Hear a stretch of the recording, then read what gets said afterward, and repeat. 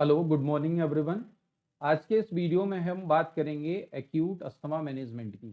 Last video में मैंने आप लोगों को अस्थमा के बारे में बताया था। आज इस वीडियो में हम जानेंगे कि अस्थमा का एक्यूट अटैक आता है तो उसको आपको कैसे मैनेज करना है। तो सबसे पहले ये समझिए कि अस्थमा का एक्यूट अटैक आने के पीछे रीज़न क्या है। मानिए कि अगर कोई व्यक्ति पहले से अस्थमा का पेशेंट है और वो अपनी दवाइयाँ ले रहा है और उसके बावजूद भी हम कई बार देखते हैं कि व्यक्ति को अस्थमा का सडन अटैक आता है और ये अटैक अटैक इतना सीवियर होता है कि कई बार ये जानलेवा साबित हो सकता है, यानी व्यक्ति की इसमें जान भी जा सकती है। तो सबसे पहले आप ये समझिए कि अस्थमा अटैक आने के पीछे रीज़न क्या हो सकते हैं। तो अगर मैं बात करूँ एक्यूट अस्थमा ऑनसेट के लिए, तो इसमें मेन कारण होता है कोई एलर्जी का होना, यानी एलर्जन की वजह से किसी पॉलन वगैरह की एनर्जी, डस्ट, धूल, मिट्टी वगैरह से ये इनिशिएट हो सकता है, सडन इनिशिएट हो सकता है। या बॉडी में कोई इन्फेक्शन है, वो भी आपका सडन ऑनसेट करा सकता है। बॉडी में कोई इन्फेक्शन हुआ तो उससे भी अस्थमा का अटैक सडन आ सकता है।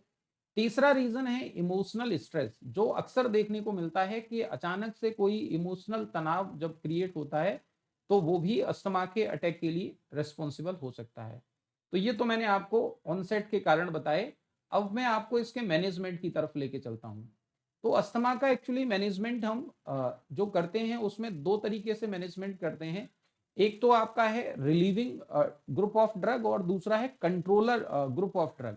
रिलीविंग ग्रुप में हम क्या करते हैं, रिलीविंग ग्रुप का मतलब जो लक्षण पेशेंट को अभी आ रहे हैं, यानी अभी उसे सांस लेने में परेशानी है, बेचैनी है, उसे हमें कंट्रोल करना है। प्राइम फोकस हमारा इसी पर रहना चाहिए। तो इसके मैनेजमेंट के लिए जो हम ड्रग यूज करते हैं वो ड्रग यूज होती है आपकी short acting beta agonist. Short acting beta agonist की अगर मैं एग्जांपल में आपको देना चाहूं तो जिसमें आपका आता है साल्ब्यूटामोल है, लीवोसाल्ब्यूटामोल है, इन ड्रग्स का यूज करते हैं। और ये ड्रग्स शॉर्ट एक्टिंग होती हैं और इन ड्रग को लेने का आपका तरीका हो सकता है कि आप इन ड्रग को पेशेंट को जो है दे सकते हैं इनेशनल तरीके से, यानी आप इनहेलर के थ्रू दे सकते हैं, आप इसे रोटा कैप के थ्रू दे सकते हैं, या सबसे अच्छा जो बेटर तरीका माना जाता है वो आपका हो सकता है नेबुलाइजर के थ्रू देना। लेकिन कई बार लोग कहते हैं कि नेबुलाइजर की जो अवेलेबिलिटी है वो हमारे देश में इतनी ज़्यादा अभी नहीं है। कुछ ही सेंटरों पे आपको नेबुलाइजेशन की सुविधा मिलती है। तो इसके लिए आपको क्या करना है कि जो आपका एमडीआई है, जिसे आप इनहेलर कह रहे हैं, इसको एक जो का स्पेसर की मदद से, स्पेसर उसमें कनेक्ट करके और पेशेंट को आपको पफ कराना है। और साथ में आपको ये समझना है कि इनहेलर देते वक्त आपको पेशेंट को एश्योर्ड करना है, उसको स्लो और डीप ब्रीथ के लिए बोलना है। और इनहेलर की मदद से आप, और मार्केट में जो इनहेलर हैं वो आपके कई कॉम्बिनेशन में पाए जाते हैं, जिसमें जैसे साल्ब्यूटामोल है, लीवोसाल्ब्यूटामोल है, इप्राट्रोपियम है, इप्राट्रोपियम और साल्ब्यूटामोल है, कई कॉम्बिनेशन में ये आपको अवेलेबल हैं। अगर मैं क्लास ड्रग ऑफ क्लास के बारे में बात करूं तो एक्चुअली जो ड्रग्स हैं उनको हमने चार क्लास में डिवाइड किया है। पहली जो क्लास है दैट इज बीटा एगोनिस्ट। जैसा मैंने बताया, बीटा एगोनिस्ट में आपकी आती है लीवो साल्ब्यूटामोल और साल्ब्यूटामोल। और अगर दूसरी क्लास के बारे में बात करें that is anti cholinergic drug. Anti cholinergic drug की एक दो एग्जांपल अगर मैं आपको दूं तो जैसे इप्राट्रोपियम है, टायोट्रोपियम है, ये आपकी आती हैं एंटी कोलिनर्जिक ड्रग में। और तीसरी जो क्लास ऑफ ड्रग है जिसे हम बोलते हैं सिस्टेमिक स्टेरॉयड। सिस्टेमिक स्टेरॉयड को भी हमने तीन क्लास में फर्दर डिवाइड किया है, और वो है आपकी शॉर्ट एक्टिंग, लॉन्ग एक्टिंग और intermediate. Short acting systemic steroid में अगर मैं एग्जांपल दूं तो आपका आता है हाइड्रोकोर्टिसोन। और अगर हम बात करें इंटरमीडिएट जो का सिस्टमिक स्टेरॉयड में, तो जिसमें प्रेडनिसोलोन है, मिथाइल प्रेडनिसोलोन है। और अगर लॉन्ग एक्टिंग के बारे में बात करें, लॉन्ग एक्टिंग सिस्टमिक स्टेरॉयड में आपका बीटामेथासोन है, डेक्सामेथासोन है। जो फोर्थ क्लास है आपकी, इसमें फोर्थ क्लास में हम बात करते हैं मिथाइल जेंथिन की। और मिथाइल जेंथिन में अगर हम बात करें तो जिसमें आपका थियोफाइलिन है, एसिटोफाइलिन है, एसिब्रोफाइलिन है, डॉक्सोफाइलिन है, ये कॉम्बिनेशन आपका फोर्थ क्लास में आते हैं। वैसे बहुत सारी मेडिकल लिटरेचर में इसका जो यूज है वो बहुत ज्यादा इफेक्टिव नहीं बताया जाता है, फिर भी हम इनका यूज करते हैं, लेकिन बहुत ज्यादा सीवियर कंडीशन में करते हैं।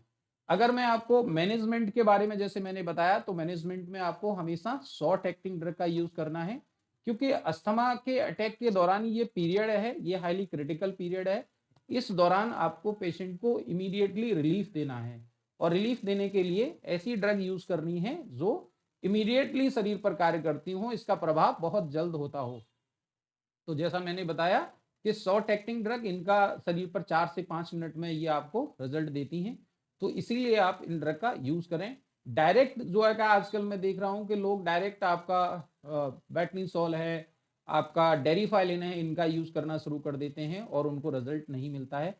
तो इसका रीज़न ये है कि आपको समझिए ये आपकी अस्थमा के पेशेंट पर यूज़ तो होती हैं, लेकिन ये ड्रग आपकी लॉन्ग एक्टिंग ड्रग हैं, इनको काम करने के लिए एक लंबा समय चाहिए, जो कि आपके पास नहीं है, इन द सेंस पेशेंट के पास नहीं है, क्योंकि आपको क्रिटिकल सिचुएशन में टाइम का बहुत बड़ा ख्याल रखना होता है और उस दौरान आपको इसे इमीडिएट मैनेज करना है।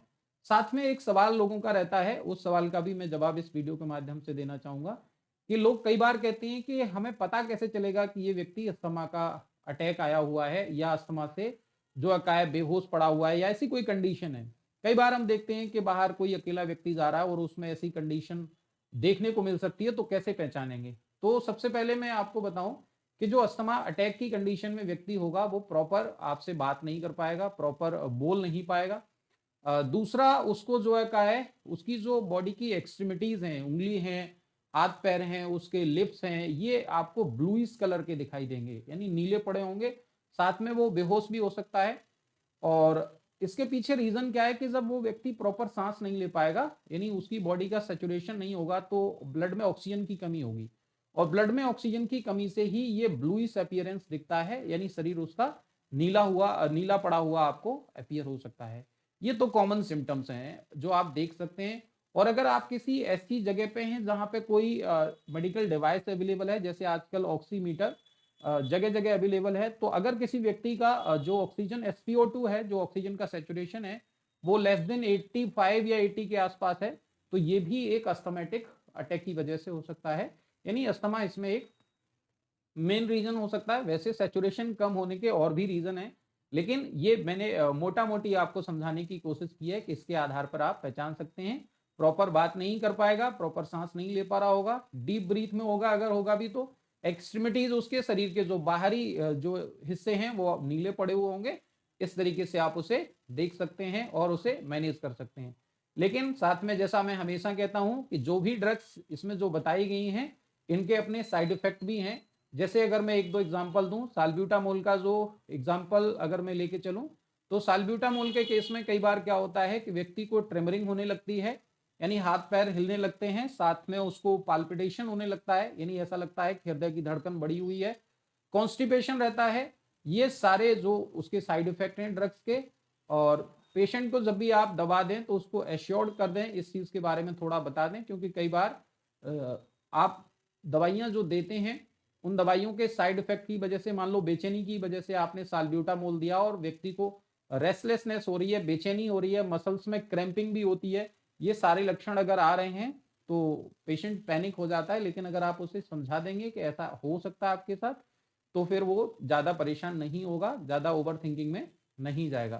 तो ये आपको सोचने की जरूरत है, समझाने की जरूरत है। साथ में किसी भी ड्रग के बारे में जो भी मैंने बताई है, ये स्वयं से यूज करने के लिए नहीं है, ये आपके डॉक्टर के द्वारा इसका डिसीजन लेना है कि आपको कौन सी ड्रग देनी है और किस तरीके से मैनेज करना है। Thank you all of you.